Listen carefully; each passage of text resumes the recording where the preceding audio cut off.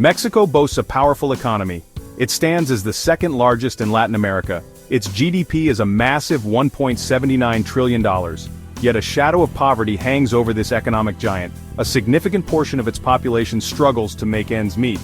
In 2024, 36% of Mexicans lived below the poverty line. A startling 7% faced extreme poverty. This stark contrast paints a troubling picture. It raises serious questions.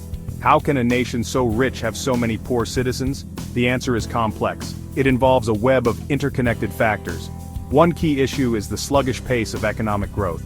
Under the previous administration, GDP per capita actually decreased. This means that, on average, individuals became poorer. Future projections offer a glimmer of hope, but only a glimmer. Experts predict a modest growth rate of 1.2%. This slow growth creates a bottleneck.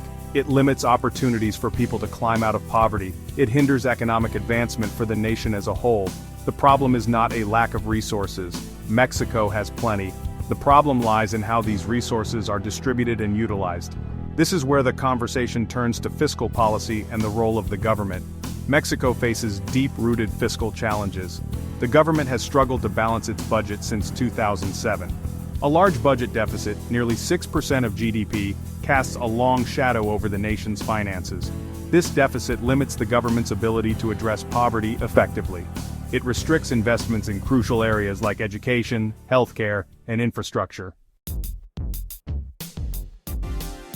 This fiscal instability stems from several sources. Energy subsidies, social spending, and debt servicing all contribute to the problem.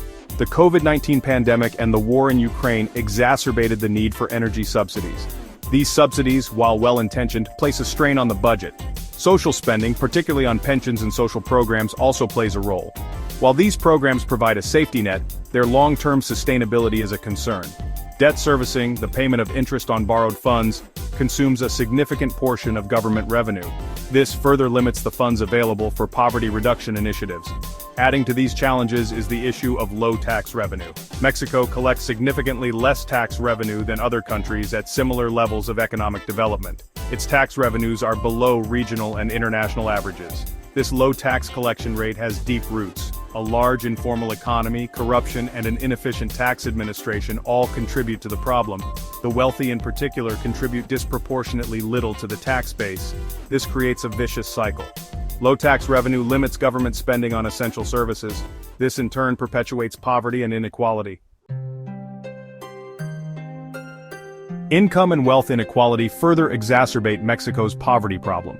The gap between the rich and the poor is vast and persistent. The Gini index, a measure of income inequality, reveals the stark reality. While it slightly improved between 2014 and 2023, it remains high. Wealth distribution, however, paints an even bleaker picture. The top 10% of Mexicans hold a staggering 66% of the nation's wealth. Even more concerning, the top 1% alone controls a third of all wealth in the country. This concentration of wealth at the top leaves very little for those at the bottom. Mexico has implemented social programs to combat poverty and inequality. These programs, while well-intentioned, have had limited impact. Conditional cash transfer programs, while widespread in Latin America, often fail to adequately cover the income deficits of the poor. They provide some relief but are not enough to lift people out of poverty. Furthermore, a significant portion of the population lacks access to any social protection at all. This leaves them vulnerable to economic shocks and perpetuates the cycle of poverty. Addressing Mexico's poverty crisis demands bold action and structural reforms. Comprehensive tax reform is essential to increase government revenue and fund social programs.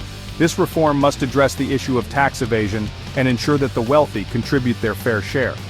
A consolidated investment promotion strategy is crucial to attract foreign investment and spur economic growth. Increasing private sector involvement in the economy can create jobs and boost productivity. Attracting foreign investment, particularly in sectors like renewable energy, can promote sustainable development and create new opportunities. However, economic reforms alone are not enough. Mexico must also address the issue of security. The influence of criminal organizations poses a significant challenge to governance and economic stability. These organizations undermine the rule of law, discourage investment, and trap communities in poverty.